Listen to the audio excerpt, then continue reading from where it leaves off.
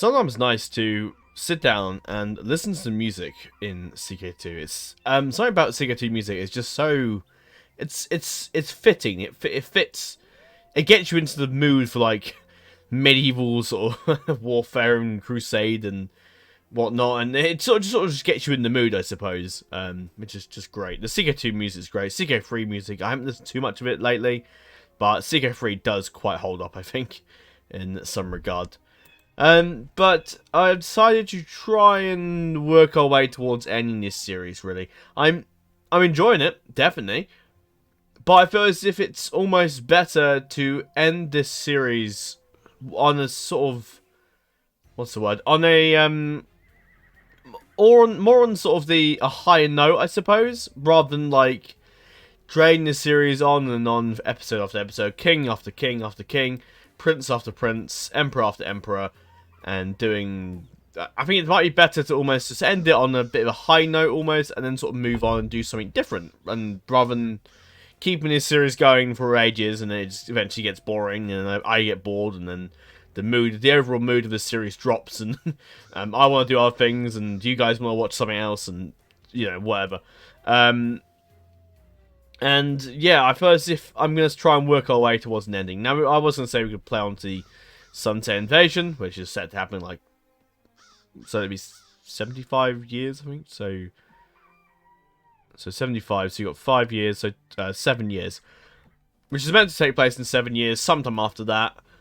I'm not overly, but I mean, Sunset Invasion is alright, of course, you're sure, but it's just not really. It's it's alright, but like it's kind of ridiculous, really, for the game. It doesn't make a lot of sense. It's just using features from CK2, the normal game, and then bringing them into like Westeros and Song of Ice and Fire, which is okay, but it doesn't really make a lot of sense because George R. R. Martin's never ever clarified what's actually west of Westeros or east of Essos. So it's sort of just a bit of a fan fiction event. We've already seen it happen in the Mud Dynasty series and in, I think, the Aaron Dynasty, I think we saw it happen again. I can't remember if it happened in the old Targaryen Dynasty or any one series before that. I'm pretty sure I had them turned off. But yeah. I don't really want to... I'm not too bothered about playing during the Sunset Invasion. It just carries the series on, and I just don't really think it's necessary. I kind of want to move on and do other stuff, really. In terms of how I'm gonna differ up the series in the future, I did like to have a go at trying a season format out, like I mentioned in the last episode of the Mud Dynasty. Not entirely sure what time in the new year you're going to be seeing that final episode, so you may have already seen it, you may have already not. I think you probably would have already seen it by now, I'm pretty sure. So there's a high chance you've already seen it. So you've probably already seen it. And you may remember you probably see it with the Lego Hobbit series, which I'm going to be doing a season 2, which is basically me sort of continuing the series. So say if we stopped doing a series for quite a long time, then what I'll do is I'll do a season 2 of that series where I probably will keep it in the same playlist, but have it like renamed to be like Lego Hobbit season 2 or something like that. Which I could do the Targaryen Dynasty, not like a continuation of this in particular. I will keep the save for this series, so we'll certainly come back and... I mean, we may or may not come back. I'm not going to, like, promise we're going to come back and then we don't. We may or we may not. It depends if anything's interesting that's going to occur if we were to come back to this series. Maybe Shore's another character, perhaps, but I don't really know if it's going to be that interesting. But let's see, we might. But I feel like I'm going to sort of move on and do other stuff with the Targaryen Dynasty, not just sitting on one series. We've had our series, it's been great. It's a great continuation of the Dance of Dragons, and I thoroughly enjoyed this series. And I'd love to do more stuff covering the Targaryen Dynasty, but with different characters. Now, it did come to my head that maybe we could do the season format. Like, I could do a Targaryen Dynasty Season 2 with, I don't know, say we're playing as the Young Dragon, Daeron the Young Dragon in Conquering Dawn, or perhaps as Baelor, King Baelor, or maybe as the Mad King, a Season 4 Mad King, or something like that, I don't know. It depends whether or not if I keep the same sort of Targaryen Dynasty but adding in Season 2, Season 3, Season 4. I could, of course, do that, which would make a lot of sense. I could do a few alternate histories where we play as, like, in the time period where, say, Rhaenyra just became the queen and no one stopped her. No one, like, Alicent or the Otto didn't try and put some Aegon on the throne and just let Rhaenyra have the throne. Why that happened, I wouldn't know. I'd have to make my own story for that. Maybe an alternate history where the Blackfires have actually defeated Daeron the Good and kicked the Targaryens out of Westeros and put them into exile, essentially. A series where Aegon the Conqueror decided to go to attack New Valyria, not Westeros. There's a few alternate histories we could do, like an Aerys Targaryen winning Robert's Rebellion. How would Westeros look after that war? Pretty fucking bloody and a lot of burning stakes, I'd imagine. But yeah, I will have a think to myself. I'd love to know your thoughts as well. Whether or not I'll go for sort of a season format, I suppose. But we'll see. We'll see. I might go for the season format, or it might just be the Targaryen series, but I might just call it House Targaryen, or House of the Dragon, or Targaryen Rule, or something. I don't know. I don't really know. It might just be called King Aegon Targaryen the Conqueror, or perhaps just Aegon II, or what's another Targaryen? Kingmaker, or Aegon the Unlikely with Duncan Egg and all that. But yeah, and also there's one thing that I will admit, I have been doing a fair bit of cheating, and I now have just set up a scenario here for that is with cheats, I'm not gonna lie about it. Now, a lot of you guys I did do a vote, about 20 or so people voted. Most people are in favour of me doing sort of my sort of custom and like events that were sort of scripted, not scripted by myself, I suppose. But I feel as if you're doing events like that, you should really look at doing something else, because if you're looking to start like custom events, and you're scraping the barrel really for what to do with the series, and when there's nothing's happening, that's sort of the time period to sort of maybe look at doing something else. Maybe you can play on a bit longer. You know, if anything doesn't happen for like a good 10, 20 or so years, but in this series it sort of hasn't. But if I was being really brutal with the skipping ahead part, we'd probably be done by like 10 episodes ago. But yeah, I could have obviously looked at like doing like just carried on. You know, if I didn't bother the Civil War, we probably would have ended this with Jaehaerys, and then maybe with Baelor, had Baelor taken the throne. But at the same time, it's nice to do some sort of events now and again. But I feel as if I should set up these sort of events at the beginning of the series, not like midway in, because then people will be like, oh, it's cheating. And people get on about it. And before, I have done a fair bit of cheating with this game. There's a lot of stuff in CK2 which I don't agree with, and sometimes I end up deciding to cheat to get around it or to find a solution to it, and I shouldn't do that at all. And I do apologise to those that I'm not happy about it, and some decide to click off. Obviously, if you clicked off by now, I don't expect you to be watching this, but I'm sorry if you don't like the idea of cheating. Sometimes it's kind of unavoidable. If there's a particular good enough reason for me to cheat, and I usually think, oh yeah, that's fine. But there are ways in game where I can just sort of make that happen anyway without having to cheat, and I shouldn't really just stoop down to cheating straight away. I should really just, you know, it depends what it is really. If the game's having trouble and I need to switch to another character to fix that problem, then sure, I should do that. If I want to play as another character, well then again I can actually just play as another character. If you're the King of Westeros, you can like choose to play as another character that's sort of below your level, I suppose. So, you know, maybe we could do that.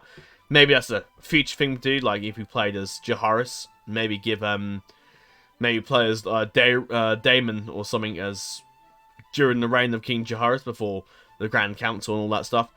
Maybe play as like Daemon and just see what happens as Daemon really while Jaehaerys is on the throne.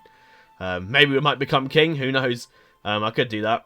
But yeah, there are a few things like in game where I sort of feel as if I wouldn't be good in Iron Man mode, because some cases you might have to like sort of reload to do something. You might have to like go in the consoles to actually fix the game if the game's bugged out or something like that. And with Iron Man mode, if you're stuck in Iron Man mode, you can't do anything. So if the game's having trouble and you can't fix it because Iron Man mode's turned on, you basically screwed the whole game really. So I feel as if going future into CK2, I'm going to try and avoid using the console as much as I can. Like, even if it's just to check, oh, I'm not sure if that kid's actually my son, don't do it. Just don't check if it's your son or not. And also, if it's like, if someone's been assassinated, don't check who's been assassinated, because it sort of just takes away from the game. You should really sort of, and this is what I sort of will do, like, if someone's been assassinated, I'll cut up my own story as to who may have killed him, and then go with that, I suppose. But yeah. Yeah, I'm going to try and avoid using the console, and try and, yeah, maybe I might lower the game rules a bit to make it to the point where I shouldn't have to, like, change to go to the console every 5 seconds. That's what I'm going to do. and try and avoid using the console at all costs, if possible. Well, not if possible, I will.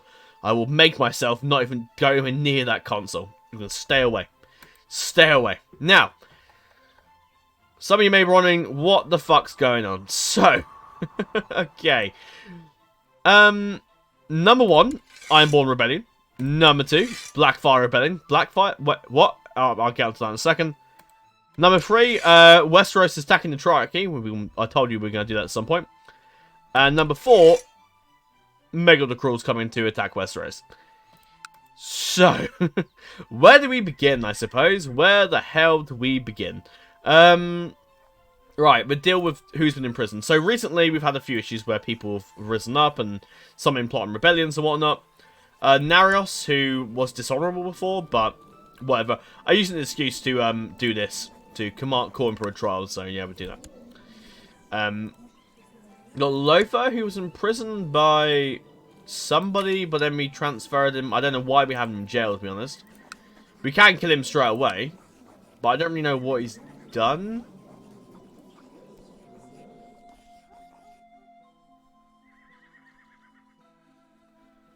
I'm not really sure. What's his vassal blow? He's not any. He's not. He is a I don't know. Should we just kill him? I don't know. We could just. I don't know. I don't really want. Oh, because he's a foreign, isn't he? I think. Because I think. Did he fight with the foreigners or something? I think. I'm not entirely sure. Maybe he was like accused of like trying to take back his ancestral seat or something like that, and well, I don't know. I don't really feel I need to kill the guy, really. Aaron's not really bothered.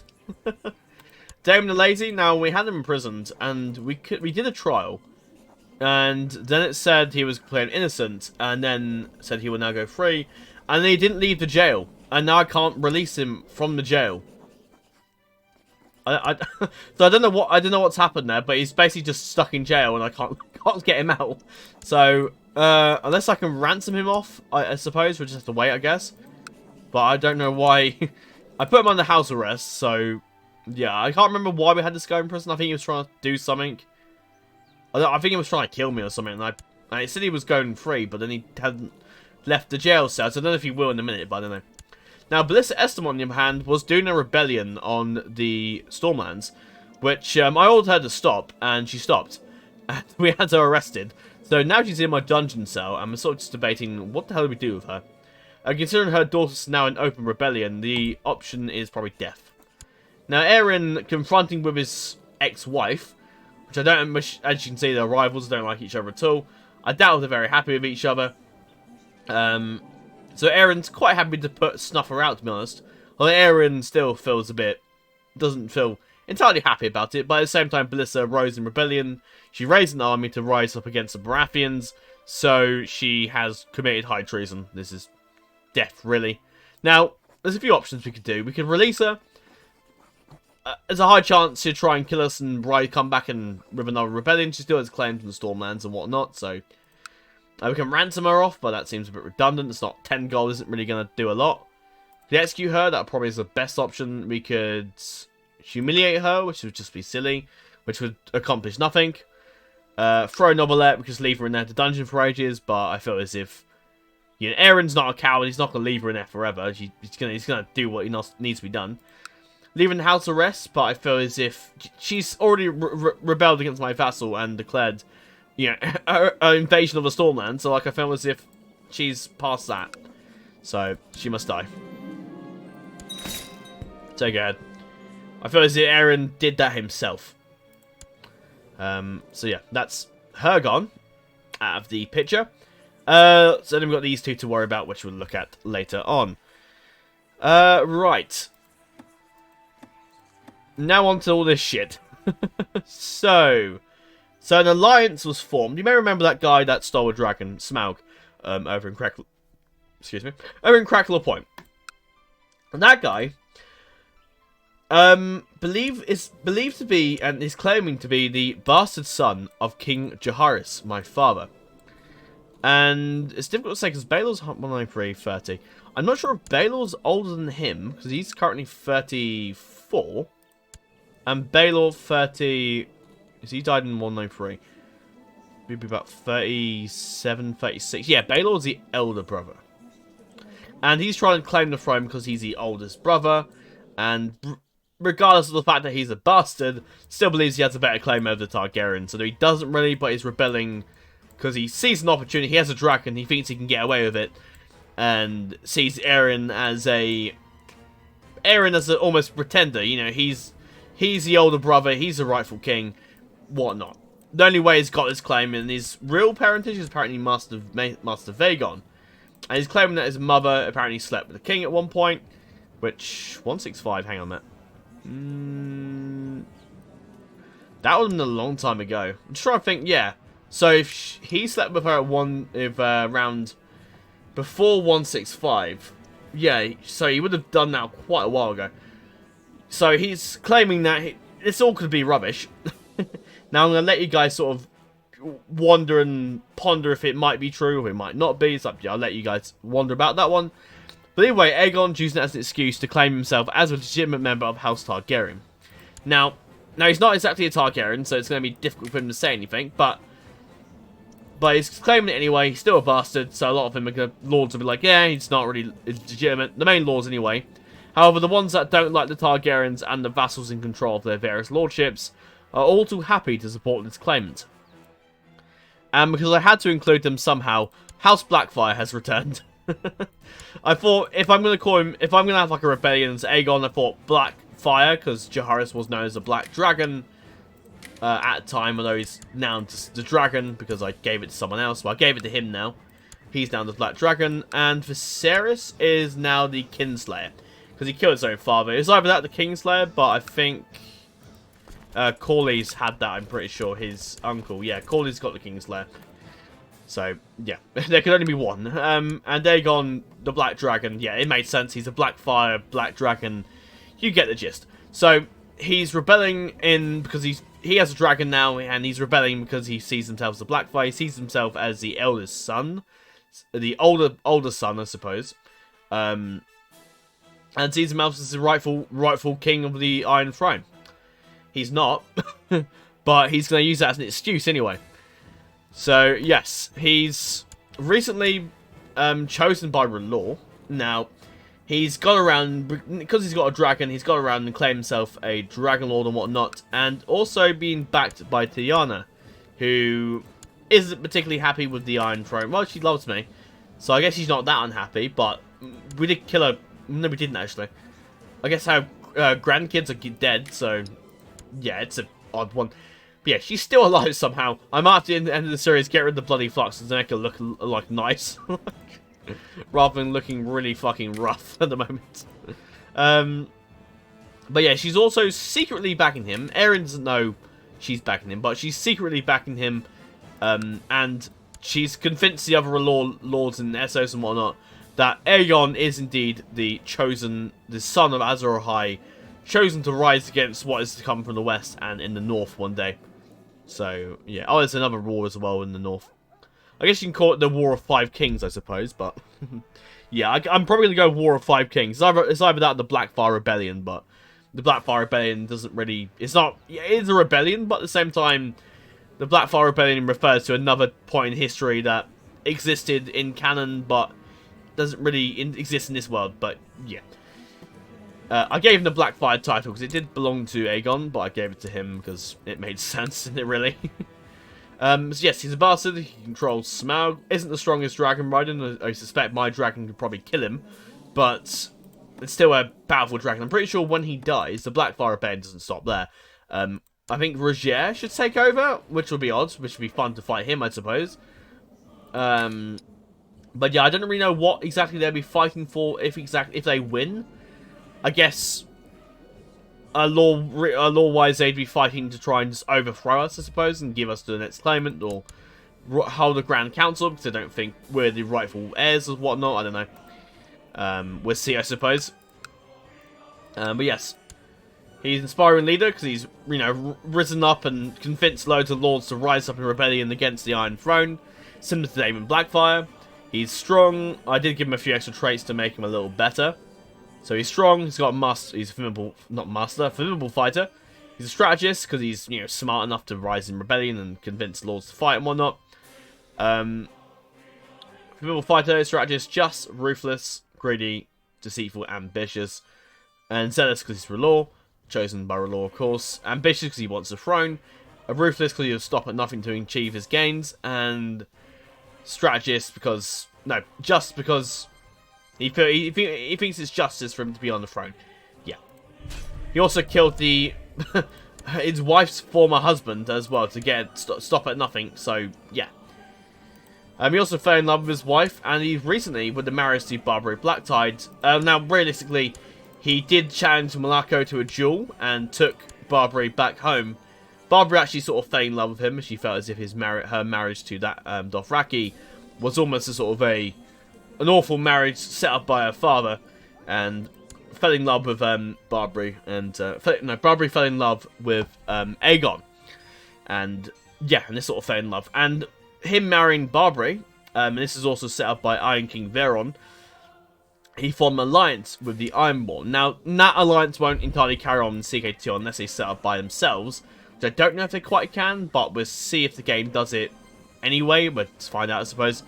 But yeah, so Valyrian and Blackfire sort of formed an alliance to rise up in rebellion, because the Ironborn want independence, and the Blackfires want the throne, so they sort of thought of the perfect idea and opportunity to rise up in rebellion. Now, Iron King Valyrian, who has been edited a bit, was the brother of Crom, who was killed by Morano's dragon in battle. Valyrian took the throne and was not quite his brother, but he's still quite a decent fighter. But he was more... excuse me. He was more of the ambitious type. He was married to a Jux and a High woman for some reason, a former slave who I'd say sort of fell in love with, or just found her attractive and decided to marry her. His true love is this woman here. Mega the Golden Tongue, whose son is Conrad, who is the future heir to the Black Tide of the Iron Isles throne, and he had Princess Nana from his other wife as well. Now, Valyrian and Aegon have formed an alliance. They both want to rise up in rebellion against the Iron Throne, and this is the perfect opportunity to do so. Now, Valyrian, as you may remember, was having a recent rebellion, and Aegon actually came over to give him a hand, and eventually they organised a deal that Aegon would kill his sister's husband and he would take her in marriage, which was the agreement. Now Aegon came over with what many had. He had already convinced some of the R'hllor lot to give men and whatnot and mercenaries and stuff like that. He came over to the Iron Isles and aided Valyrian in dealing with this rebellion that he was of course facing. And when Valyrian was successful, he rewarded him with more men from the Isles to help in his rebellion and whatnot. So him and Aegon basically went around and got a load of loyalty from lots of lords and whatnot, and helped take as many lands as possible. So when they rise in rebellion, the Iron Throne won't exactly be helpless, but will be in a very tricky position, let's say that. So yeah. So Valyrian, once he won that war, gave off a few lands, gave Botley control Pike, he gave this woman control the Sunderleys control Saltcliffe. I think he gave this guy, his friend actually, control of Naggers Hill. He gave one of his relatives Orkmont. Lord Reaver, Eric is in charge of that, and I think he was he given land? No, I don't think he was. Lord Reaver Germund was granted lands as well. The people that rose in rebellion were exiled from the Iron Isles, so maybe there is chance that perhaps they may return. Kenning was granted Harlaw, and Lone Light was granted one of the other Black Tide relatives. So Black Tide rose in rebellion, with the help of Aegon, and they did this pretty much as undercover as they could, while Aegon, while Aerion was busy with something else, and I'll get onto that in a minute. But the Blackfires got the support of a lot of people that weren't happy with the rulership. So say the Boltons weren't happy with the lordship of Maekar. They disliked him. And I went through and checked. So everyone here should like their people. So the ones that didn't, I let them rebel. So apart from the Ironborn on the coast, the ones on the coast that were taken by the Ironborn, they weren't really disloyal. You had a few like smaller lords and whatnot. I didn't bother letting them rebel. I couldn't really bother. With the Reach, there's a lot of people in the Reach that don't like the Red Wains, so I sort of kept a few people around. I could have just got everyone to like rebel against the Red Wayne girl, but yeah, that might happen on its own. We'll see. But I didn't want to go too far. The Red Wains at the same time didn't really want to join with a Blackfire. That's why this way I didn't rebel. Dawn, a bunch rebelled, apart from the ones that like them. So these two here. Stormlands, same here, I'm pretty sure, apart from the smaller lords and whatnot. Oh, Renly and Tarth, I didn't do that with Renly. Oh, no, it doesn't matter. I thought I did their role. I thought I covered their role in that unless something happened I missed, or maybe I must have missed Tarth's dislike, or who knows, they might just decide to join in rebellion. I don't know, we'll see. Yeah, so what I did around, so basically what I did is the Blackfires went around and convinced a bunch of lords to join with them. They needed a base of operation to start as rebellion, and as you may remember, we sent Michael off to Beyond the Wall. He's now died at this point. We sent him Beyond the Wall and left his son in charge, who very much dislikes the Targaryens on the throne. And Lord Lucius was more than happy to assist Aegon in taking the throne. Aegon has promised that he will return the High Lordship of... was it Oldcastle? Duskendale, sorry. To Lord Lucius once he's won his war. If he wins the war. Big if. We have a dragon. We have a very big dragon and still hold the Iron Throne. So, not quite. Okay, we'll see. We'll definitely see.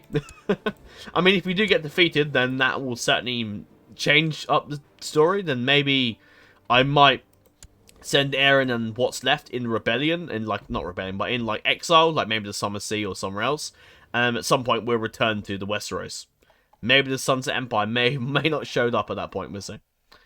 The idea is that I don't entirely want to lose this war. I kind of want this to be the final sort of swan song and final battle of the Targaryen, final war that the Targaryens, at least in this timeline, will fight under my guise.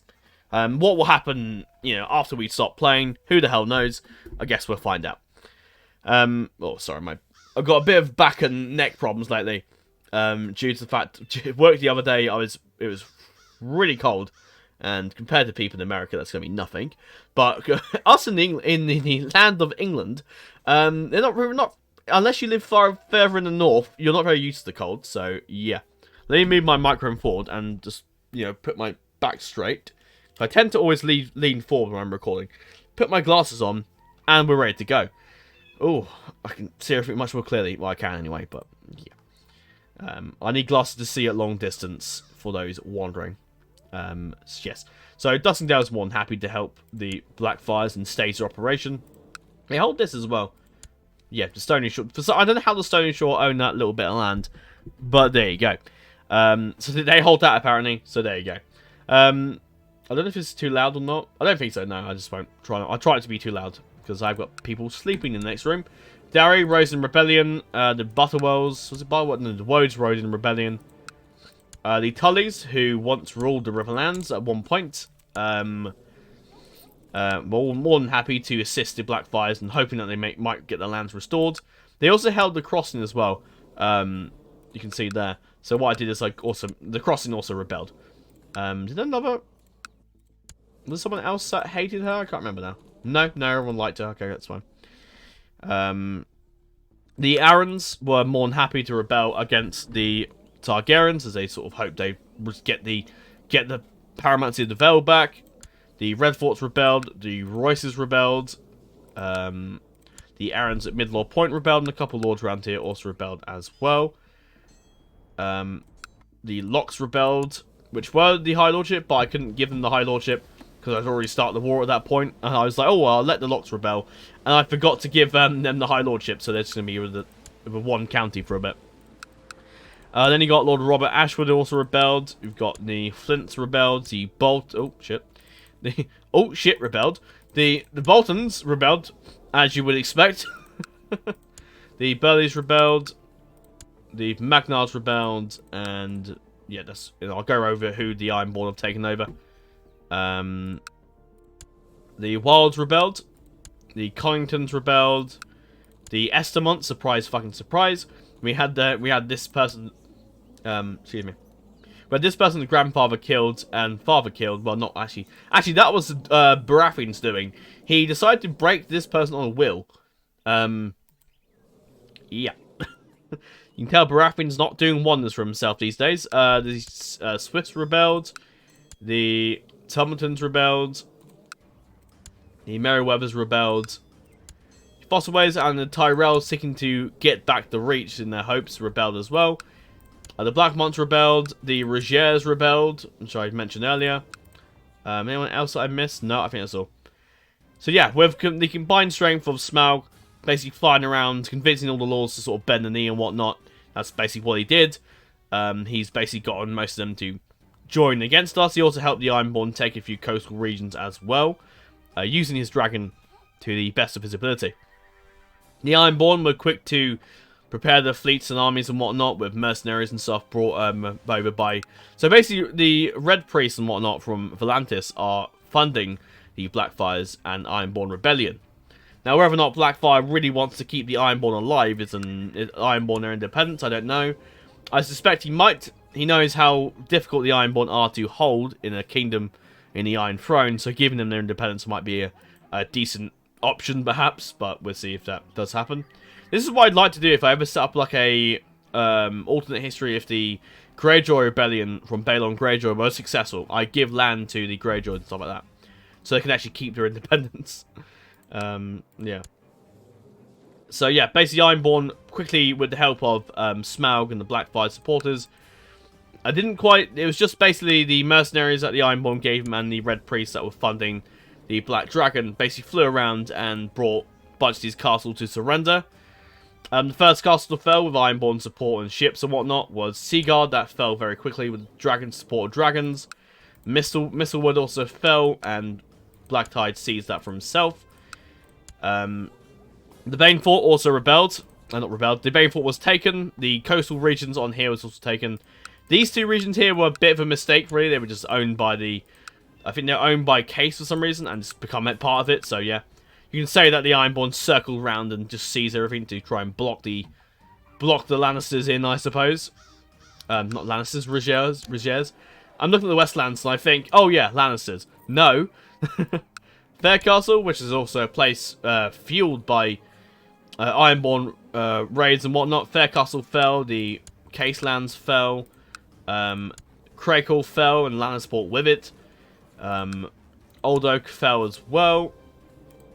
Westbrook fell, as is Manderford. The Shield Isles fell.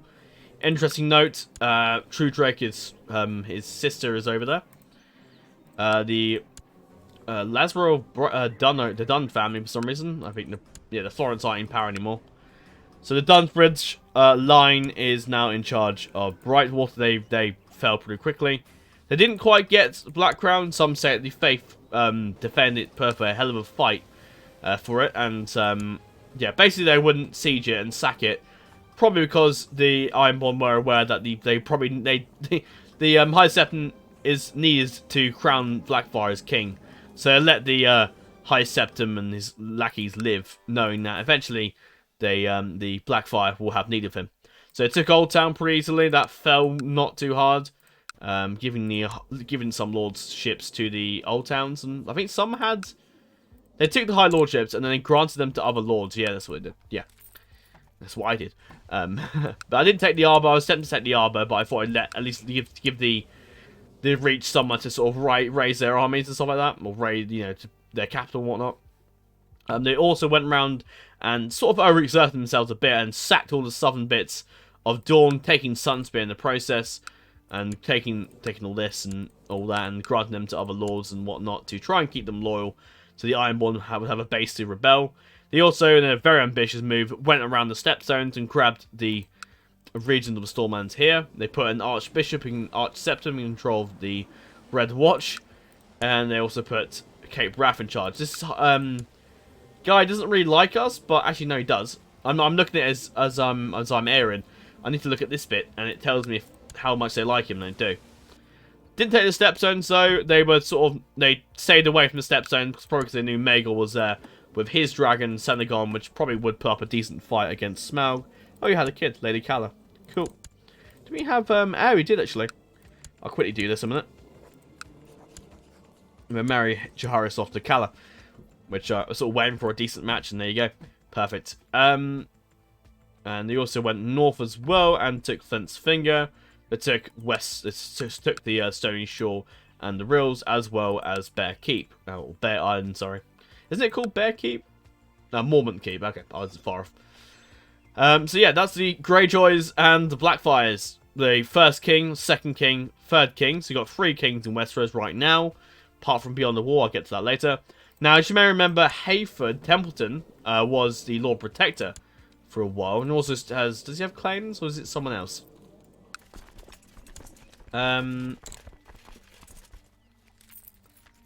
Who is it that has claims? Oh, that guy has claims. Not his other relative. Okay. No, I think it was his father, wasn't it? I think who was the Lord Protector. Who the hell was it? Brian the Drunkard. Oh, right. It was his father. For some reason it passed to him. But for some reason he got a claim, and then his... How the hell was... Oh, so his brother got the... Hang on, it's sonority. No, he just got it for some reason. Okay. Yeah, then they had like a whole thing when they became the... What's it and all that stuff. No, it's Ralph that did the Lord... crowned Aaron King. Yeah. Yeah, that does make sense. Okay. Right. But yeah. You may remember the big Faith army that the Blackfire... That the... big High Septon Rebellion had a while ago, which is now being known as the Great Westeros Civil War / Great Rebellion, I suppose. But yeah, most of that peasant army is still under Hayford's control, which I don't know if the Blackfires will use them or not. We'll see, I suppose, but we'll probably fight them for the sake of it. Just to say that the peasants and whatnot have all rallied behind the Blackfire, and have all sort of converted to a law now, which is bit odd. Princess Maria, religious head. What? No, right, she's a Royne. Okay. I was wondering how that was. So yeah, that peasant army is on the Blackfire side. So you got 3 kings in Westeros. You got the Ironborn king, so that's 1 king. Blackfire, 2nd king. Aerion, 3rd king. So far, War of 3 Kings, which will eventually turn to the War of 5 Kings, and you'll see in a minute. Beyond the Wall, the Wildlings have decided... and this is starting to turn into Aerion's mistake, and Grolaf inside and being pushed on by his vassals, no doubt, has decided the time has come for the Beyond the Wall to fight against the Iron Throne and take the Night's Watch. They've always quarried with the Night's Watch, even at the time where the Iron Throne controlled both regions. They now wish, I suppose, not risk. They wish to take the Night's Watch down a peg, and then eventually put their sights towards the Iron Throne. Not the Iron Throne, but made just because they want the Night's Watch. Not really bothered about the Iron Throne, but I wouldn't be surprised if the Wildlings decide to invade us. Anyway, they can bloody well try. So Grolaf has recently rallied up a load of guys. He's hired a bunch of mercenaries. People have also been spawned in as well. He's raised up a lot of troops to begin his invasion of the Night's Watch, or of the Night's Watch. He said invasion of the Wall earlier, but it's just changed. Okay. Fine. So he's done his invasion of the Night's Watch, so that'll happen. I don't know if we'll get involved there, but that'd be your 4th king, I suppose. Or you could consider the Triarchy as another king, but it's not really a king, are they, really? But yeah, that's the 4th king, really. And moving over to, well, what Aerion's been up to, really. Now, Aerion was very insistent on getting control of destroying the 3 daughters, especially when they fought beside Viserys earlier. He's very intent on launching a grand invasion to take the 3 daughters. So that's what he did. Now, Aerion really... this is sort of at a time where Aerion was very busy setting up his massive grand council. Some lords were not in attendance, and those lords were the ones that are being either attacked or about to launch their rebellion against Aerion. However, most other lords were in attendance, and he basically called his grand council to set up, basically be like, okay, we want to take the step zones. He basically called and got permission from all the lords of Westeros and whatnot to begin an invasion of the 3 daughters. And the permission was, well, he got lots of permission. He had an overwhelming support of the Grand Council to take the 3 daughters, and that's what happened. Now, interestingly enough, the invasion hasn't split up Westeros, but over in Bravos, it has. So, For Westeros, it just bugged out for some reason. I don't know why. Who knows? Hopefully, I'm pretty sure it'll be fine in a future series, so we should be okay. Shouldn't hopefully happen again. But yeah, so he got overwhelming support to attack the Three Daughters. And after he declared the war for the Three Daughters and whatnot and rallied his army, he then discovered that everything had just gone awfully wrong. That the Blackfires, a pretender to the throne, Aegon apparently is proclaimed to be his half-brother. Because of his purple eyes, that's sort of the giveaway. And because this woman had brownish hair. Or chestnut brown, I suppose. And that's the claim he used. So yeah. So that's sort of his idea. That's sort of his motivation to get the throne and his claimant and whatnot. And I'm a Blackfire. I'm the son of King Jaehaerys. I have the right to the throne and whatnot, etc. He also found out the Ironborn have also rebelled. He doesn't actually know that the Blackfires and Ironborn are sort of in league with each other. They're not in the game, but that's maybe because of how it's all set up. But yeah, he didn't know that the Ironborn and Blackfires were in league together. So that was a nice surprise when he found that the Ironborn now hold most of the coast of Westeros and bits of the Stormland. So Aeron, as you can imagine, wasn't fucking happy. And also that the Duskendale and the Hayfords have also now rebelled against him with a massive host of like the Septim army and whatnot. And the fact that Blackfires come out of nowhere, and also that the fact that now the Beyond the Wall wildlings are now also attacking the Night's Watch. If he does get called in, he will go to help him, of course. And that now his distant relatives have now also planned another great rebellion. So Aeron's stuck. He's just declared war on the Three Daughters, and there's no going back now. So he's stuck. He's got to fight the Three Daughters, he's got to fight the Blackfire Rebellion, he's got to fight the Ironborn, probably going to fight the Wildlings as well. Anyone else that decides to rebel at the same time. Rumours of a people invading coming from the west as well might also crop up. And he's got to fight this Empire Bravos that's recently been formed. Now, Maegor the Cruel has been busy. Now, since Maegor the Cruel got exiled, well not exiled, but since it all went to shit and Viserys lost the throne, Maegor the Cruel decided to go into exile, taking what relatives he could and whatnot. Maegor the Cruel rallied the supporters of Corlys' line, his children, to power. He gave Aenar Lorath, not explain how all that happened later on, but Daeron Cahor, and Maegor Sarnor. He also married Dana to, ally with themselves or not. Daenerys was married to Archon Aenar, and also Rey was also Rey currently is a bit of a funny one. She's currently in over in here right now. She's not with her husband, but I'd imagine at some point she will. And Mark Morano, who's somehow still alive, he's mangled, he's a drunkard, one eye, he's still alive, and he's more than happy to help Maegor get the throne back. Trike Morano has no interest in the Iron Throne, really, although if the game gave him a brain, I'm pretty sure he'd give it a go. But yeah, Morano wants to put the new Targaryens on the throne. He believed that Aegon should have been the rightful heir. Viserys has betrayed him, and now Viserys has proved himself not fit to be the king. No one will follow a kinslayer. So Maegor's the next best option, really.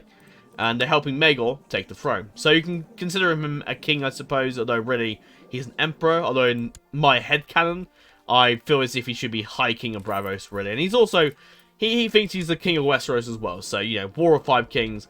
Got the Maegor, Emperor Maegor, High King Maegor, I suppose. King Aerion, King Aegon, what's his name? Iron King Veron, and the King Grolath. So you've got 5 kings fighting for the throne. Now, when Maegor arrived in Essos and challenged the previous ruler of Essos to a duel. Horus the Blazeman was, I didn't actually kill him in game because it would have made everyone hate Maegor and then he wouldn't be able to rebel and whatnot. So yeah, I killed him off by a natural death. He challenged Horus to a duel, and Horus was an honourable, just, and a Blazeman, so he was like, I'm not afraid of you, bring it, bitch. And he fought him and died. And basically their deal was that if Maegor defeated Horus in a duel, Bravos would be his. And he agreed, stupidly, and fought him and then died. And as the legal right that he agreed to, Emperor Maegor was crowned the next Emperor of Bravos. He also crowned, I suppose, what's its title? I don't know. The Archon of Bravos, I guess. Sea Lord of Bravos, that's it. And he also, after he became the Emperor, after he became the Magister of, or the Sea Lord of Bravos, he then declared himself the Emperor of Bravos. And basically paid off a lot of, he had a lot of money in gold that he'd stolen from the riches of Bravos once his men had seized the place. Maegor had some assistance from the Templetons not long ago, and took some men with him, along with men that were loyal to him from when Viserys was king. As Viserys had gone to join Aerion, he'd fallen out with Maegor straight away, and now had decided to, and Maegor, basically there was a bit of a split in the realm. The supporters of Maegor went off into Essos, and the supporters of Viserys remained and would later join Aerion to retake the Iron, to basically deal with the High Septon sort of faith rebellion that had taken place, been led by Septon Daemon, who died quite well, I'd imagine, as you can see. So what happened? So he went over to Essos, and quickly, with the help of a lot of money and gold, and the fact that he was notoriously for being cruel and was very good at intrigue, basically went around and tried to, and brought a lot of the lords and whatnot into coalitions. He went on to challenge every single Archon and whatnot to duels, with the same deal. If I defeat you, Pentos and Lorath and Norvos, Cahor is all mine, and whatnot.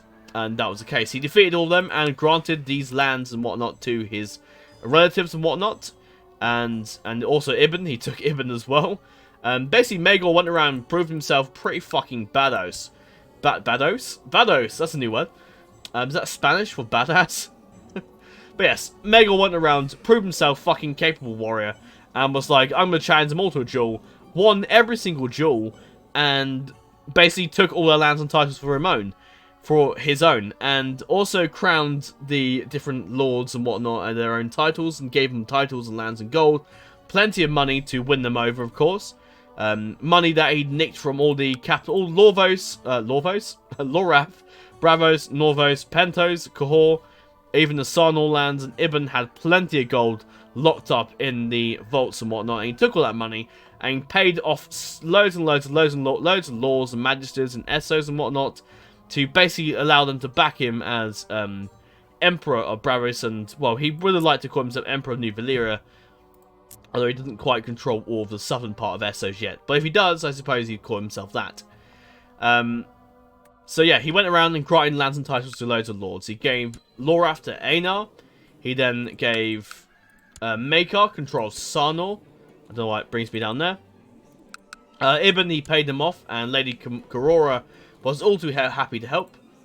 Theon Greyjoy actually was married to her, so there's sort of a Greyjoy sort of claim. And she takes what happened to the Greyjoys, and the Greyjoys were, of course, kicked out of Westeros. She remembers that her grandfather was killed by King Aerion, and while King Aerion's grandson now holds the throne, she's quite happy to settle the scores. Now, this hearse here was also sort of more of a settlement that Maegor just took for himself because he liked the place and said this will do me nicely and whatnot, and he's also taking this as well, which also belongs to the Ironborn somehow. How the hell do they own that? No idea. Okay, yeah, Bravos, Ibn's with them. Norvos was given to, because you can't give it to anyone else, I need to give it this guy. A Bravosi Lord, who was quite a good fighter, was granted the High Priestdom of Norvos. Cahor was given to Daeron, and, of course, and Morano, who came over to help him out, also was given Pentos. There were some men that were loyal to Morano when he was exiled from the Shield Isles, and some land people that came from Diadem to help him, and Cracklaw Point, loyal to his brother formerly, also went and supported Morano. Now, a lot of these lords don't have a lot of people helping them, because most of the lords aren't, yes, they've been paid off and given a lot of money, and not too happy about supporting these people in wars. Now, it'll be interesting to see if these lords all join and support Maegor in his war, which I'd imagine most of them will. Maegor, with tons of money, also hired up a lot of mercenaries. Now, a lot of them, some mercenaries sort of already over with other lords and kings and whatnot. All of them, some are not with Aerion, though. Aerion has no mercenaries with him. He called them together and basically got them all to lead an attack on Westeros. Maegor's now declared his conquest of Westeros, and the fact that he wants Diadem back, which he'll probably give back to... No, he has a weak claim for that. Okay, so I guess he would take that. So yeah, he's basically put his family in high positions in Essos. He's rallied up the biggest army he could amass with Bravos and whatnot, and given himself tons of mercenaries to basically put his claim to Westeros. Now, interesting, Growlithe actually has the support of the Fiery Hands, which I can't show actually. No, I can. Yeah, they're actually with the Holy Order. There's a few mercenary companies you won't see, but some are with Bravos. Some are already with Pentos. Some are with Bravos. Some are Yunkai as support, which I could have gotten rid of, but doesn't matter. Blackfire's got a bunch of mercenaries. So does Bravos, of course. Some have got more in Essos and other parts of Essos. More from Bravos, more from the Ironborn and Lorath as well. So yeah, plenty of mercenaries that have been deposited around the realm. So this will be a bloody war. And yeah, I want to do this. I want to do, like I said, a nice big rebellion. A nice proper, like, big swan song, big sort of ending final war for the Targaryen Dynasty series. It's been a very fun series. I think it's definitely perfect to sort of wrap this up in a way that this is going to be pretty fun. And a nice sort of way to end off the series, really. Right, I'm going to move my back's not hurting too much, so I'll move this over there. You probably heard a pretty loud sound there. Let's move this a bit closer. Right, let's begin. So, going around the commanders that have been sent off to other people. Aeron's going to take command of the force in the Crown Lands. There's not that many men here, so he sort of needs to... Actually, hang on a minute. No, it's 28,000. That's actually not too bad. I thought it was less than... No, I guess it is 28,000 then, yeah. I thought it was a lot less than I thought. But yeah, Aeron's got command of that. One thing I noticed, which is odd, is that Viserys formed an alliance with Lane Trano. Basically he doesn't like me. But yeah, he formed it between my alliance with Nessaria and Aeron. So there is a slight chance that Viserys could decide to join with the three daughters. Which would be very strange if he did that, but... Well, I guess the saying goes, never trust a kinslayer, I suppose. They'll always stab you in the back. So, yeah, like, there's a possibility he could rebel. Lord Baratheon's taking command of the force in the Stormlands. The Maegor sailed over from the Stepstones with his dragon and whatnot to take command of the forces in Dawn. Visenya, my niece, has recently come of age and has a dragon of her own, Scaffa, named after Scaffa the Great, who had eventually a landmass in Middle-earth known as Scaffa the Great. So I'm using names from other fantasy worlds, so there you go. And also, interestingly enough, Scaffa's actually the daughter of Smaug, so that's quite interesting. So Visenya's got command of the army in the Reach forces in the west. Osney, one of our Lord Commanders, has taken command, and also the King's Justice of the Iron Throne has taken charge of the armies in the Westlands. The Riverlands, Lord Tywin, or Lord Commander Tywin, one of our most trusted and faithful Kingsguards, has taken command of the armies in the Riverlands. Sorry, I said the Reach, the Riverlands. In the Vale, Veyron, our Kennel Master and quite a Lord Commander, has taken up command of the forces in the Vale. And in the north, Maekar has taken up command of the forces in the north. Now, in my head and in canon-wise for this sort of story, there's a lot more lords that are with each army. Like, there's not just Maekar's not just leading the whole army himself. I imagine the Lord Glover, Saranar, whoever, Karstark and Manderley, is it Manderley? Yeah, all in charge with the armies. Yeah, a lot of the other bannermen and lords of the area are all in charge of the armies. Like, they're with, you know, they're going to have Stokeworth's probably with Aerion. Or their husbands anyway. Lesnan's probably with Aerion. Viserys is probably with Aerion as well. So, I don't remember seeing anyone. And also Sandor Wayne's also in one of the Kingsguard forces as well. So, yeah. So, I guess, where do we begin? Now, I could wrap this up now, but I'm not going to. I'm going to record a little bit now, get a bit of action if we can, and then maybe we'll end it off fairly soon. I won't end it on the hour. I'll end it a little bit later on. So, right. Without further ado, let's begin. So Maekar's got force from the north, so it's probably a safe bet to see where the Ironborn, see where these guys go first. Now, I don't really think we'll need our ships just... Well, we're probably guided to get them ready. So, yeah, we'll send all our ships to the red... So, yeah, what I'll do is I'll rain them up. I think we've got some... I'm not quite sure where these guys came from, but we've got them. Now, regardless of the fact that a lot of people are still in rebellion, we still have a ton of, like...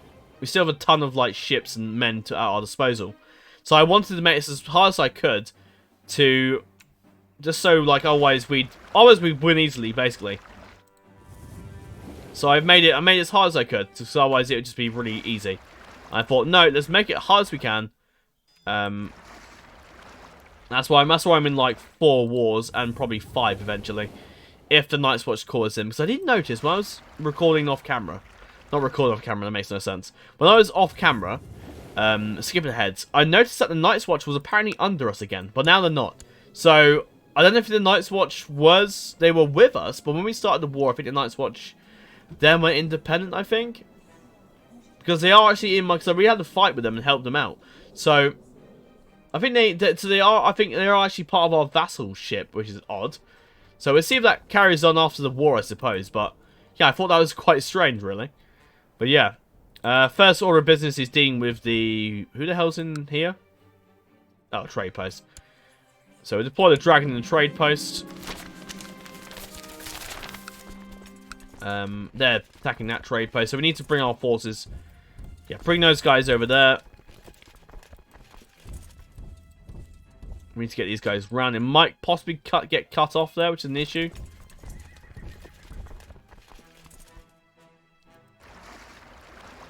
Yeah, bring these guys over to the Red Keep.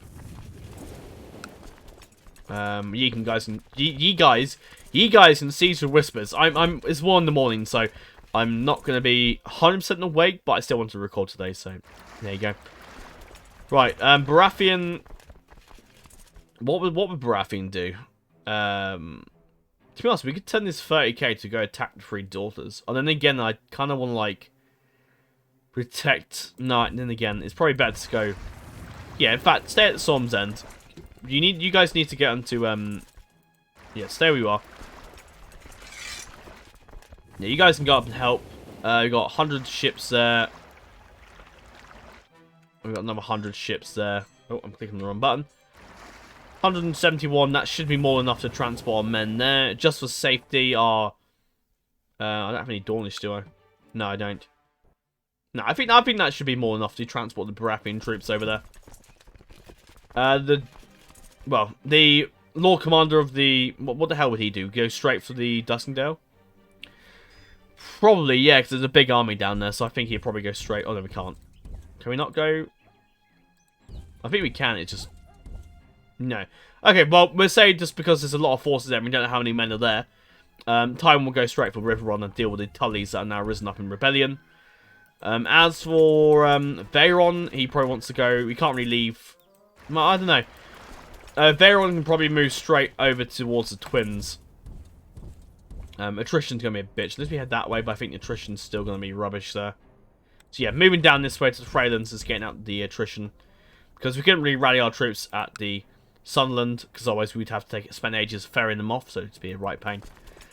The force at Winterfell will hold their ground for the time being. Maekar wants to see where the armies will go next. He won't push out for impulsiveness. He's going to hold his ground for now. The Westerlands... Eesh. Quite a few armies here. So I think... Now, Osney is... Diligent, temperate. He's not like aggressive, so I don't think he's gonna... It's difficult to say what he would do. I think what he's gonna do is send half the army to tackle Lannisport. And then send the other half to take these seps and regions in the area. I think that's what he would do. He's not gonna sit there and sit on his ass. Now, the Reach has a lot of fucking troops. Holy crap. So I think it's the Reach. I think they should probably go for Old Town, but what I'm going to do is split half the army up. And I'll send this army up to... No, I'll send Viserion to go fight our forces at Highgarden. And this army can go attack Old Town, I think, yeah. Maegor, I feel as if he wants to... Yeah, in my mind, Aaron, the Lord Paramount of Dawn is also present. So I feel as if Lord Paramount Dawn wants Maegor to go after these enemy of his disgruntled vassals. So straight away I think we should go for, well there we got, so supply meter is 12,000. Yeah, we'll send this army over to take that force. And then we're going to send Maegor around to take Nyma well. And then eventually move up towards that way. It's going to be a little bit of a pain because we won't have a lot of, because the attrition's going to hit us hard because we have big armies here. Stormlander forces will head over to Essos and probably go fight the three daughters. Because if we can knock them out in the war straight away, that'll be good. Oh. Has joined Kingmaker. So yeah, all of his vassals have, of course, joined him. Let's lower the thing down a bit. I noticed someone was pregnant. I can't remember who it was, but there's someone pregnant around, I think. Oh, wasn't it the lady of the Trident? Yeah, it was. Right, so they're going to attack there. So if I turn this army around, they might engage him. Maegor shall interrogate him. He's probably going to go free. Yeah, he's going to go free. Fine. Let's transfer the vassal contact, so he's moving vassals around. You guys can besiege that for a bit. I don't know why I'm also there, but I'm over in the Red Keep, so I don't know what's going on there. Has his wife joined him? No, she hasn't. Oh, he's died. Oh, he had him captured. Oh, okay. I mean, that was the war they were fighting, and I think they won it.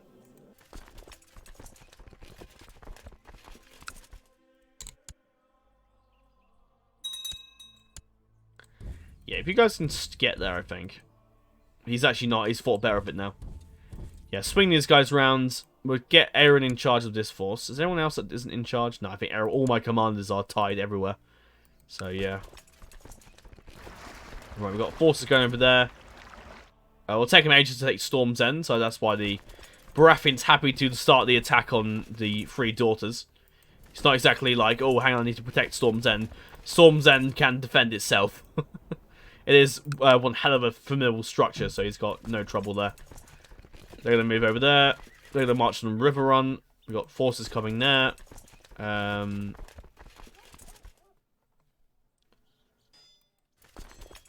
we're going to hold our ground at Winterfell. I don't really know where all the lords are going. Yeah, it's going to cause into War of the Ironborn. Winterfell is a very powerful structure, a little bit battered. I think as if we're going to sort of move... No, I think we need to sort of deal with the north, really. Really, at the end of the war, I'd like to indeed like take all the settlements and regions, everything, to make it more realistic and harder. So I think what I'd do is move... Take half the army. Maegor will go straight for Dreadfort, and... Yeah, takes an army up to Bear Isle, I think is the idea. Yeah, we are tied quite thin in this episode, in this series, so it's going to be quite interesting to see how we get on. I don't know who the hell these guys are. Oh yeah, we did that. Yep, that's fine. I don't know who that guy is, but we're...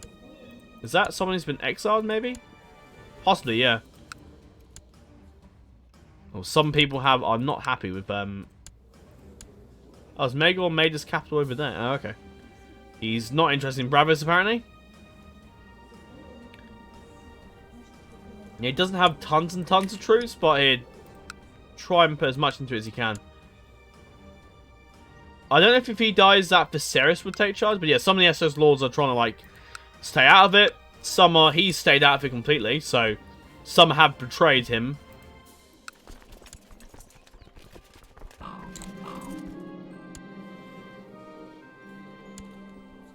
Oh, he just died.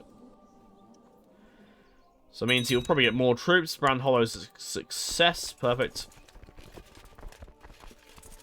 Right. Okay. He's got troops moving down to Stokewell. Are they going towards Rosby or Stokewell? I'm not sure.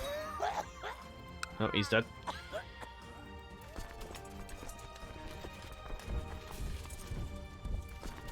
If you guys can swing around to Bramsfort, and you guys can go there now, actually. We'll hold up Bramsfort and then hit that big 40k army, because realistically that army is against us actually in my head can anyway. Yeah, some of the Ironborn troops are scattering around there. We are also a bit sort of like scattered about, but at the same time they are as well.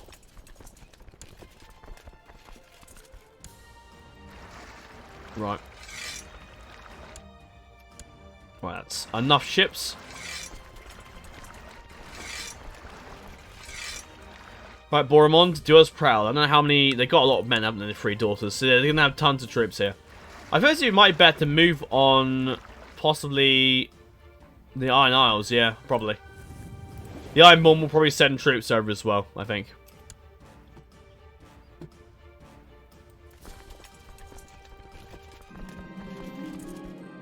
Iron Empire is under attack. Blackfire hosts. The very freedom of the Empire is at risk. Perhaps you seek help from neighboring realms. Ask them to join a coalition. That'd be interesting, actually. Have we got a loan to... Yeah, let's take out a loan, because you might need it, I think. Yeah, seek aid. See if anyone comes to help. That'd be interesting. Maybe that took our money twice, is it? No.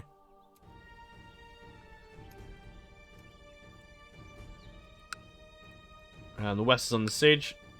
Oh, let's actually click on the right army. That can take straight away. Lyra's not getting involved.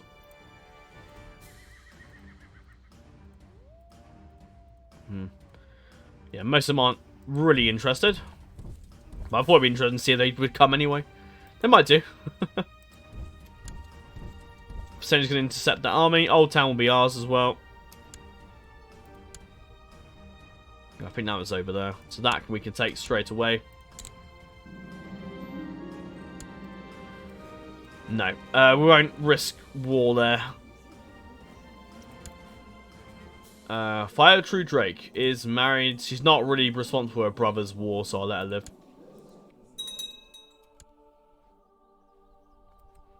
Actually, is that I'm going to get cornered? No, I think they should get to King's Landing in time. Oh, here he comes. Either try, someone's coming to King's Landing.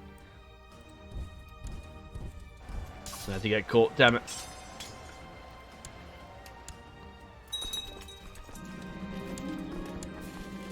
He's destroyed some titles, brilliant.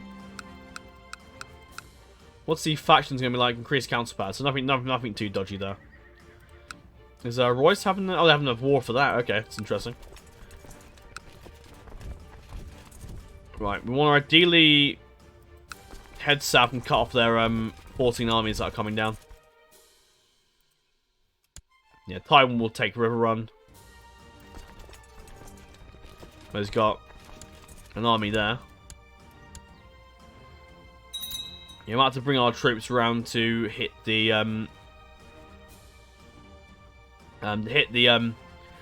Ravosi and whatnot. That's sort of the... Well, it's mainly the three daughters that have arrived. Must not be hostile with each other, then that's interesting.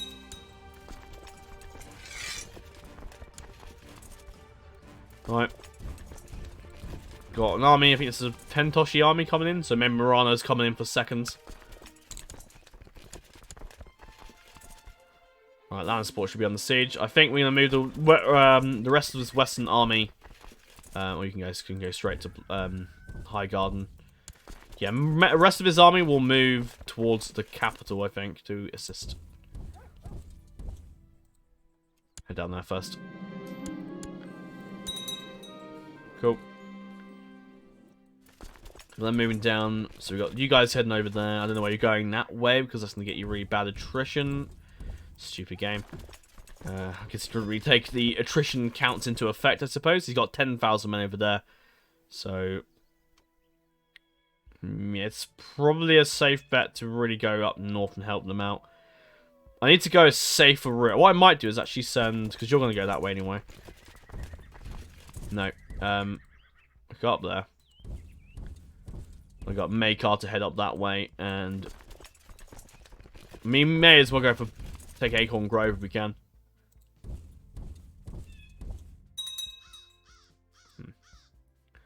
Let's wait to get locked in position. No, we're not in a position to rest right now, I'm afraid.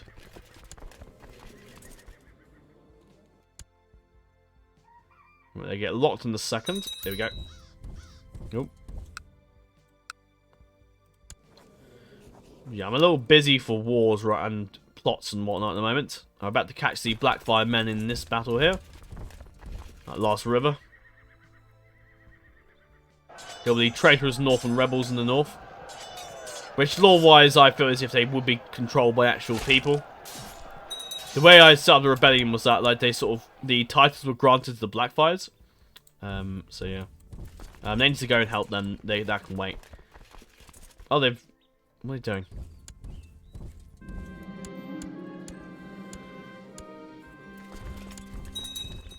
Right, try and catch them. If you can't, don't worry about it. Right. Right, Aaron, in you go, boy. Let's put that dragon to use. We've got Lord Gylon, Bladesman, he's pretty good. I don't think we're going to need a dragon for this one, we got this.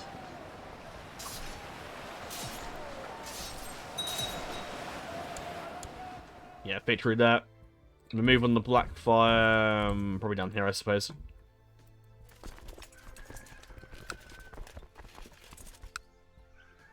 Old Town's on the siege. We'll take Blackmont because attrition's pretty high. That didn't go well at all. That did not go well at all, did it? Good God. Right.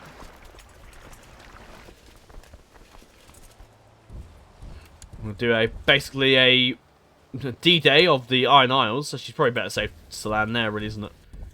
Then we'll go track down as many as we can. Oh, Morano's in battle. He's got scurvy, actually, from...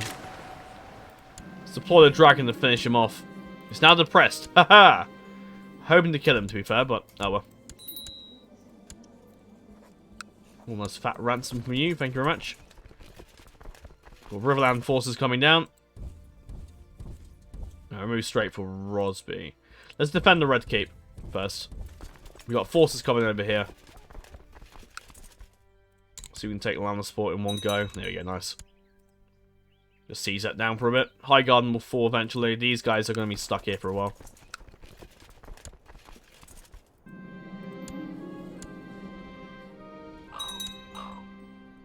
He's taking another castle of them.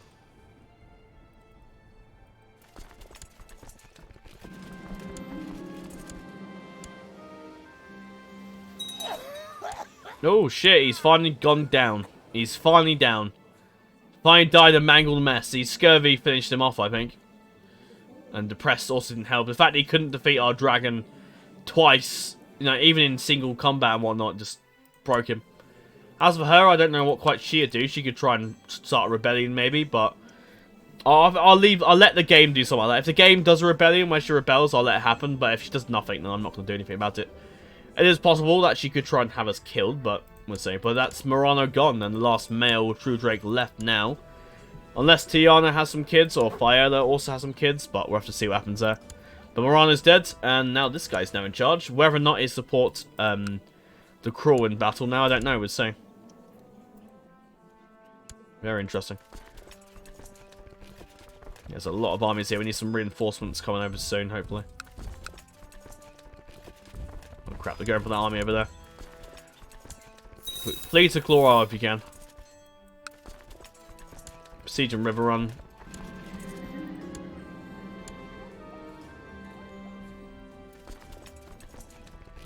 And yeah, Growlap can see our army coming. He's not stupid. These guys still haven't... I don't know what the hell's going on here. Oh shit. Oh, he killed his wife. Oh, I guess we're attend. Well, you know, it's not like we're fighting a war or anything. Let's invert it over. We've got a nice army here. We'll move these guys over to this place now. Oh, we've got Hammer Hornets and leading an attack against us. Move men there. You guys can just... Baratheon can deal with these guys head on. Shoot me too hard. They're already running sight of Baratheon. Yeah, Darius is not the time for it, mate. Not the time.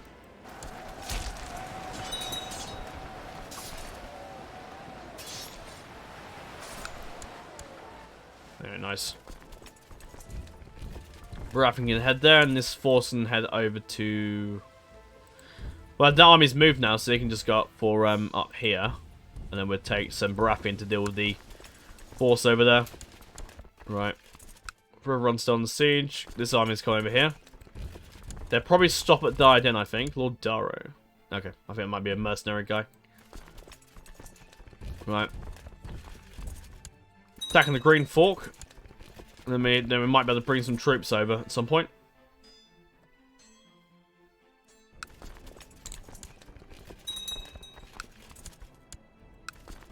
Keep an eye on the army in battle in the north, just in case it goes to shit. Which with this game, you never know. Right, it's probably safe to push north, I think. Or might ready to go deal with the Ironborn in the south. Take out their main army, that'll do it.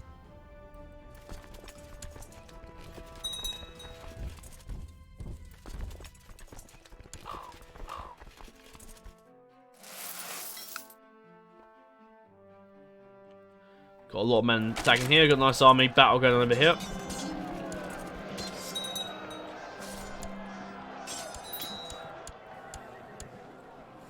Capture one of the mercenaries, ransom him off. More gold the better. Right, you guys can probably move... We need to start going off the Ironborn, don't we really? Yeah, go over here actually and deal with those guys in the south. In fact, go straight for Hardhome, hit him where it's hardest. We're going to need more men though. My supply limit 6,000. Maybe we split up the force. Go to first... No, hang on. Yeah, make I'll go to Hardhome. And I'll keep these armies close, ideally. So if that big army comes out of nowhere, we can, like, surprise them with 2 forces. Ideally. If all goes well. Yeah, we won that battle over here, good. Now we can siege down the Ironborn territories. We won that battle, brilliant. Move the army down. We've got loads of Targaryen, we've got Bravo's forces here as well. Of course, when we come to contact against Smaug, that's when it's going to be interesting. Yeah, defeated their forces there and basically killed Morano off, really.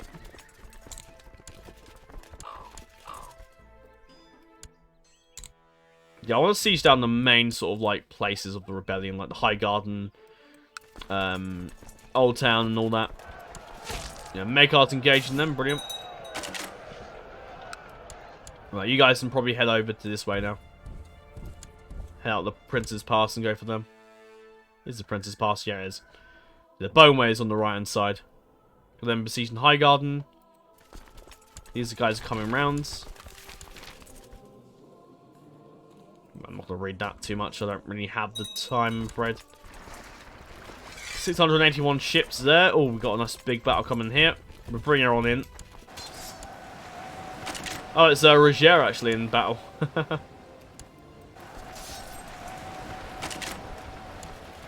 Yeah, Varon hopefully should defeat him. Ideally. Yeah, he's got this.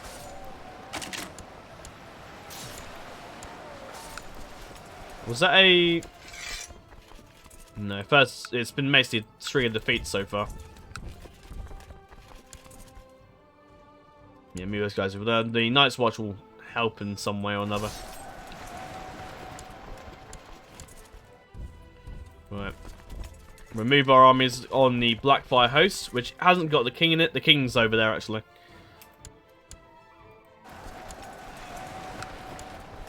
Right. Yeah, here we go. We've got Lys in there as well, the Lord of that. Poor generals, really. Apart from that Joggers and the High guy, it's not too bad.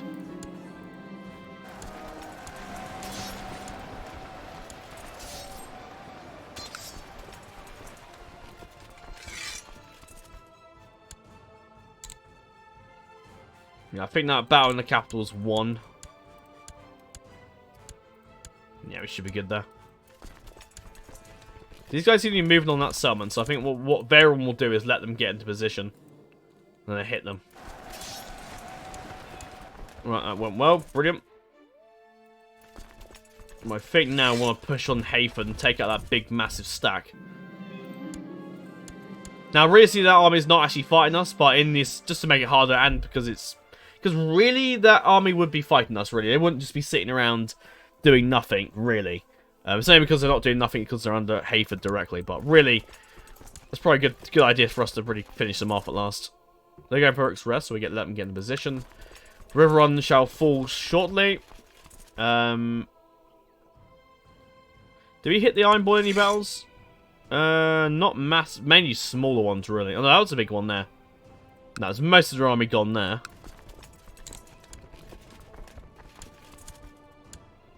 I think Blackmont will fall.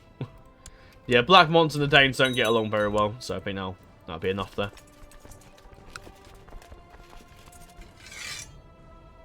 I think what Visenya's going to do is track down these guys.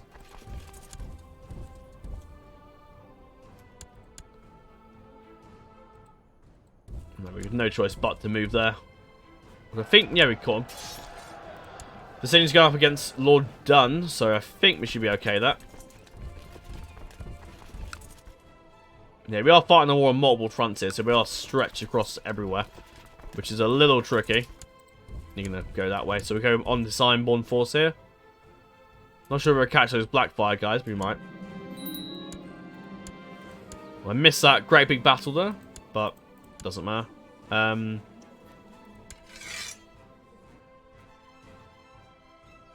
wasn't sure, actually. But yeah, that's that big army gone, and now we can move straight over for... Well, probably better to split our troops up here. So we got...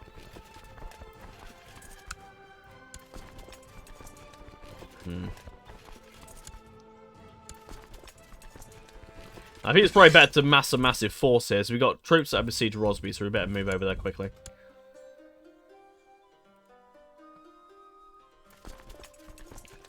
Got Varon in the north, so it'll be here eventually come south. Here we go. I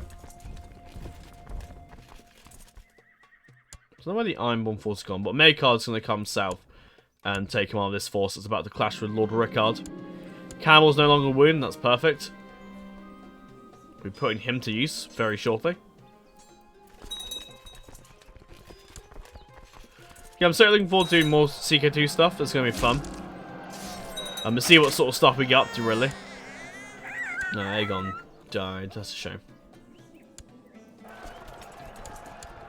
Rickard Wild is in the north, actually.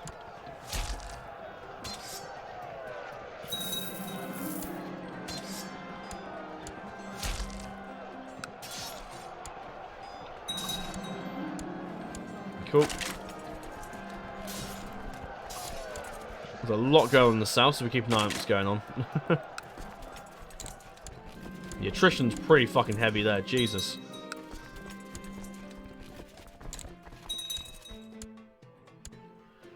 The victory in the north was a success.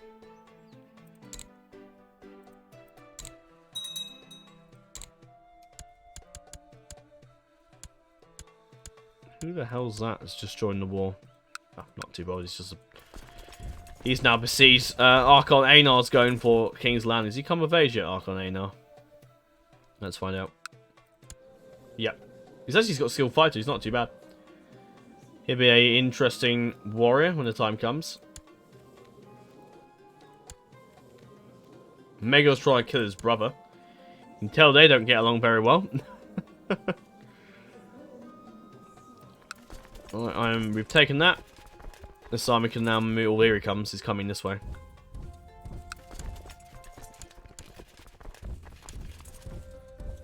Oh, he's going straight. Oh, that's interesting. Bring these guys around. And Maekar can take command of the army that's about to go head on. This force can unsiege that, I suppose. It's the wording I'm using, right? Right. This might be tricky, because he could get the jump on one of us. Come on, guys. Come on, Maekar, you got this. And some of these wildlings are going to be decent fighters and stuff. Nah, I didn't really win that. Let's try and pull out of that if we can.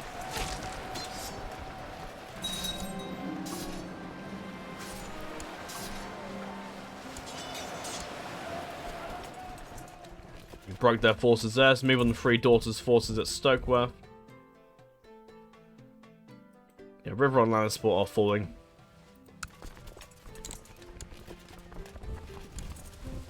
Right, that army up there can move down to take on... Yeah, we lost that. We took heavy casualties. We didn't lose too many men because we did pull out in the end. So not too bad. We down deal with the 4 sellswords that have just risen up at Hammerhorn. Hope the Shattered Retreat isn't too bloody long. It should just hope to take him back to there. Not miles south or something like that.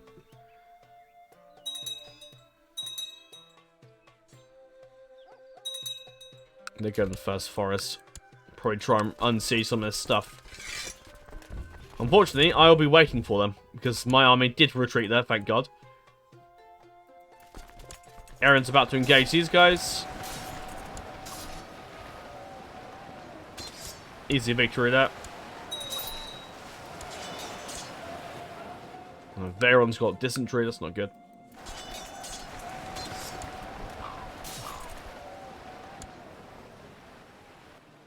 I think the only reason we're getting those is because there are de jure vassals, I'm pretty sure. He's leading troops in Yelshi, he's down in the south. Oh god. Not really where I want Visenya to be, of all places. Because she doesn't have a strong enough dragon. Unless I move Aryan south. But then he's going to Night Song, so we shouldn't have to worry about.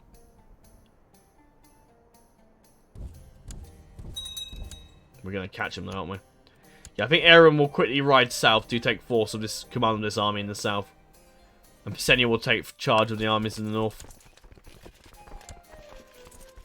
Some people might say, oh, it's a bit cheesy that, but I don't really consider that cheesy. No, that's fine.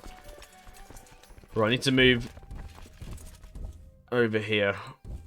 Oh, take Duskendale, that army, why not?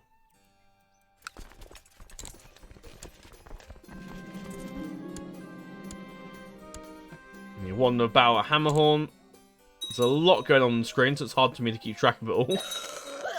Oh, Tanza just died. That was married to who? Oh, Maekard's wife. That's a shame. It's only at the moment it's Lord Maerys. He's got cancer, which isn't good either. Could fall to the quick dragons if it goes that way. Lord Commander can launch his attack on these guys. Some are running. I'm gonna get far though. Oh, he managed to escape.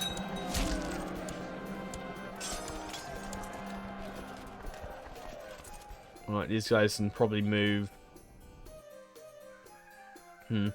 Yeah, move to Highguard and help there. Maegor can help out over there. Well, if you guys can hurry up and take this, we can move around the Scourge and cut him off when he comes down Prince's Pass. I'm not sure what his idea is of going down there. We could catch him here, actually. No, he won't.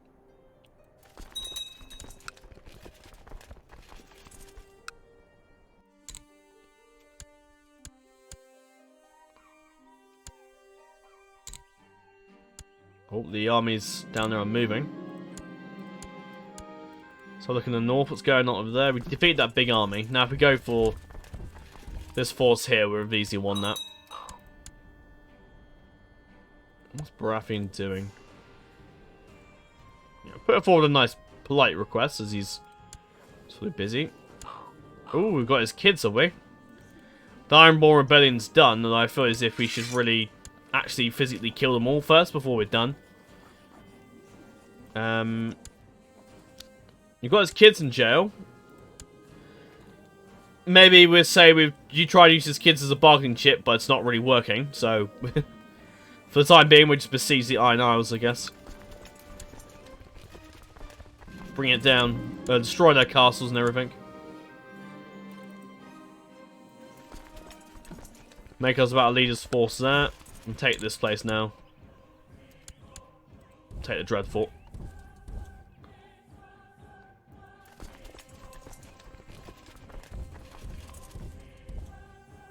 Let me go and So's Horn. Move over there and deal with them.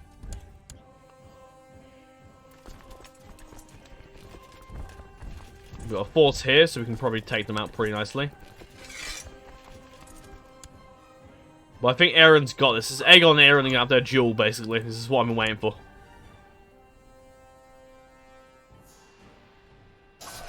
Oh, he just left the army. Just, like, got it there.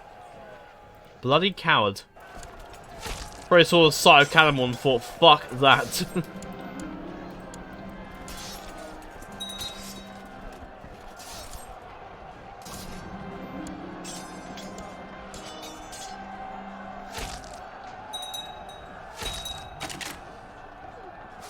Yeah, it's victory that. So then you can ride south and take charge of that force now. We have one against Blackfire, but I feel as if it's way too cheap if we just don't actually fight him in a duel with a dragon. Where is he? Oh, he's in hiding. What a coward.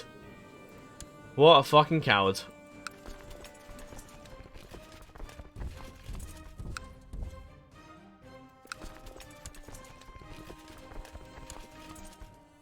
Yeah, we are going to win these battles. I'm pretty sure we won that battle there. That army's going to come and fight us.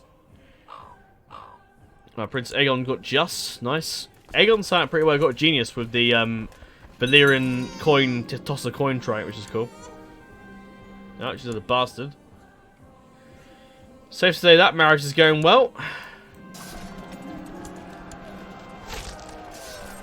Got about 9 plus. I don't really keep track of them all, really.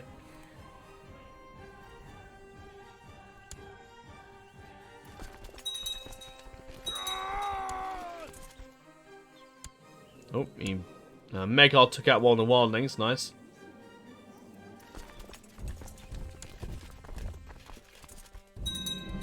They're legging it. Lord Anix. And Lord Bernard Mormont took out. Oh, yeah. Oh, that's interesting.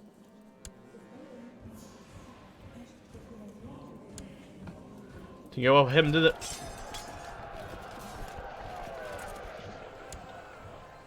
Because of how rubbish the wilding lands are, I'm not going to go through and seize them all. Oh, there's a... Oh, right, I see. So his R'hllor army, the Holy Fire, isn't actually... Is it Holy Fire? Or is it, Fiery Hand, sorry. They're actually not fighting us because we're R'hllor. Did work against the wildlings. Oh, Varen's been killed. By la la la... I'm not going to pronounce that. Shit. Get a new commander ready to take his place. Sounds awful, I know, but, you know. Maegor... Megon's pretty good, but take him. Yeah, King's Landing's under siege, so we need to get down there quickly. This army can move over to... Yeah, down there. This force can head up this way. Deal with them.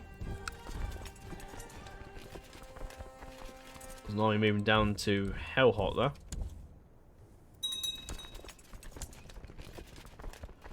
We'll get Visenya to lead that, actually. We'll get Megon, actually. Yeah, he can lead that force. We've got enough commanders up there. We shouldn't be far off winning this wildling war yet. Shouldn't take too long.